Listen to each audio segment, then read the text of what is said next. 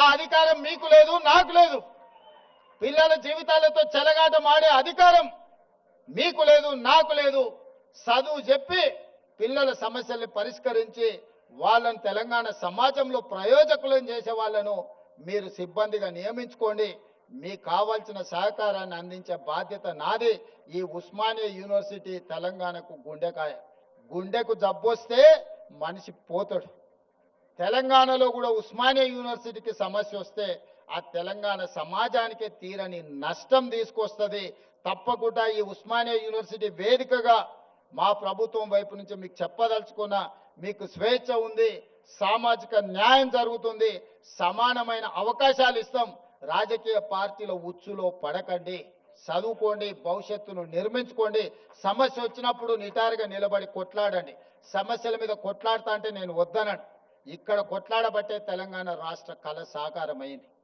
తెలంగాణ సమాజానికి ఏది ప్రయోజనమో దానికోసం కొట్లాడండి. ఏ రాజకీయ పార్టీ జెండాలు ఎత్తాలనో వాళ్ళ మోచేతి నీళ్లు తాగాలనో ప్రయత్నం చేయకండి. సర్వ స్వతంత్రతను మీరు నిరూపించుకోండి. ఉస్మానియా యూనివర్సిటీ అంటే ఒక క్వాలిటీతో కూడుకున్న విద్య అందిస్తారు. ఇక్కడ విద్యార్థులు ప్రపంచాన్ని నడిపించగలుగుతారని నిరూపించాల్సిందిగా మీ అందరికీ సూచన చేస్తూ అన్ని రకాలుగా ప్రభుత్వం అండగా నిలబడుతుంది. అభివృద్ధి చేసుకుందాం, ఒక స్ఫూర్తిని నింపుకుందాం. మన పూర్వ తరాల నుంచి వచ్చిన ఒక స్ఫూర్తిని భవిష్యత్తుకు పునాదులుగా మార్చుకొని అభివృద్ధి పదం వైపు నడిపిద్దామని మీ అందరికీ తెలియజేస్తూ, మీలోనే ఎవరు ఊహించగలరు ఒకరోజు ఇక్కడ నిలబడి మాట్లాడే అవకాశం ఇక్కడ ఉన్నోళ్ళకే రావచ్చు. నేను జిల్లా పరిషత్ మెంబర్ అయినాడు కూడా ఎవరు ఊహించలే. నేను తెలంగాణ ఉద్యమం సందర్భంగా ఇక్కడికి వచ్చినప్పుడు కూడా ఎవరు అనుకోలే. కానీ ఇవాళ అవకాశం వచ్చింది. నిబద్ధతతో ఉండండి, నిరంతరం కష్టపడండి, ఖచ్చితంగా ఫలితాలు వస్తాయి. ప్రభుత్వం గుర్తిస్తుంది, ప్రజలు గుర్తిస్తారు. తెలంగాణ సమాజం కష్టపడ్డ వాడిని కష్టాన్ని వృధా పోనివ్వరు. తెలంగాణ సమాజం మిమ్మల్ని గుండెల్లో పెట్టి చూసుకుంటుంది.